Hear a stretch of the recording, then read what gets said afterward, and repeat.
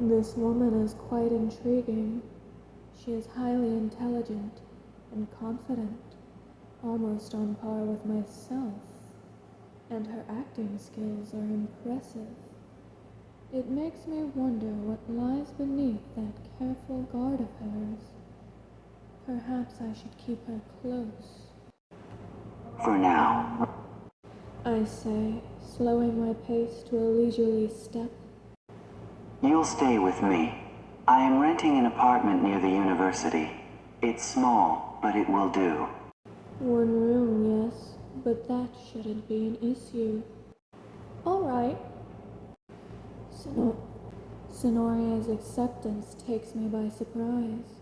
No arguing, no stubborn insistence on self-reliance, just calm, calculated acceptance. We walk in silence, not uncomfortable. It's the kind of silence that settles between two intellectual minds lost in deep thoughts and calculation. My icy blue eyes slide to her profile, studying the calm, guarded set of her features. At first glance, she would appear almost gentle, chocolate eyes downcast politely, occasionally glancing around with what could easily be mistaken for curiosity, if not for the depth behind those irises. Her posture is polite, relaxed, but guarded, with her hands folded together in front of those layered skirts so different from anything seen in this era. She really does look like a woman out of place and time. It sends a surge of something entirely foreign through me. I am used to curiosity. Curious minds do observe everything closely by nature, but this is different, bordering on connection. It makes me want to know more, to understand how her mind ticks and what fuels her desires, what dreams lay beneath that complex mind of hers. My fingers twitch, almost reaching for hers, and I catch myself, forcing my gaze away. My jaw tightens. What am I thinking? Connection is dangerous to my plans. I cannot afford to let my guard down. There are elitist organizations to dismantle. If I let myself get too close to anyone, it will only be a distraction. Still, the thought lingers. She is so much like me that I can't help wondering if maybe, just this once, would someone truly understand the burden I carry? Reaching the complex, I hold the door for Sonoria. She gives me a polite curtsy before returning the favor.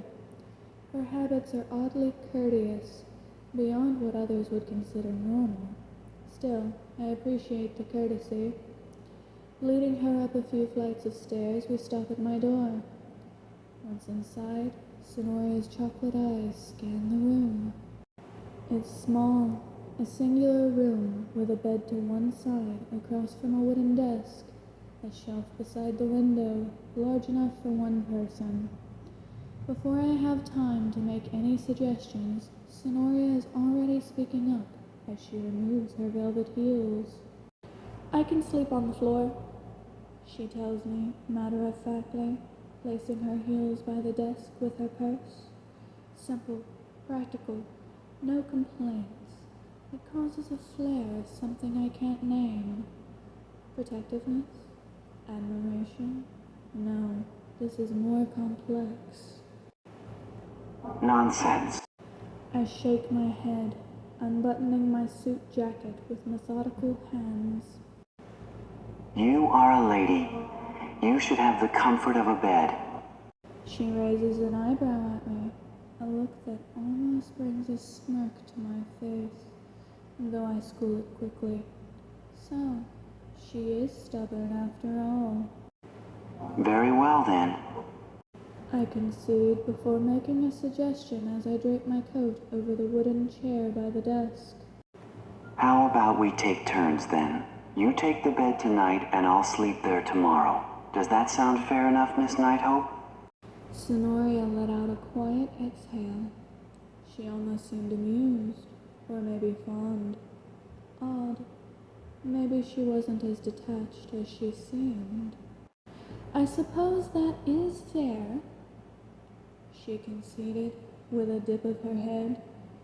However, I would much prefer if you took the bed tonight instead.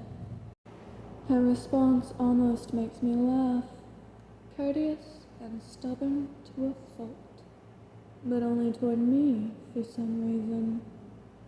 It almost makes a warmth spread through me, a strange feeling.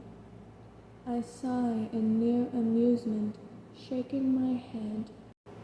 I could not sleep comfortably in good conscience while a stranded lady sleeps on my floor. I reasoned pointedly before gesturing to the bed. Please, for tonight, just take the bed.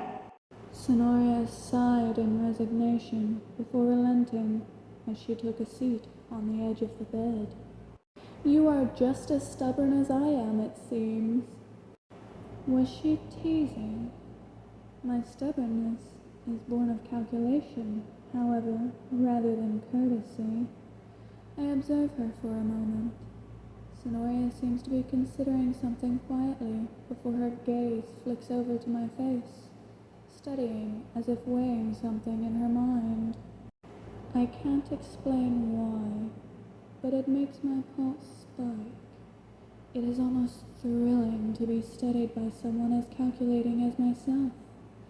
Two gray predators, studying one another without fear, though something about her expression is more thoughtful than calculating. As I realize this, something in me almost softens.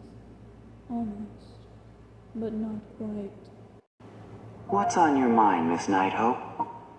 I asked calmly, folding my arms. She mirrors my stance from where she is sitting, a subconscious sign of respect and submission.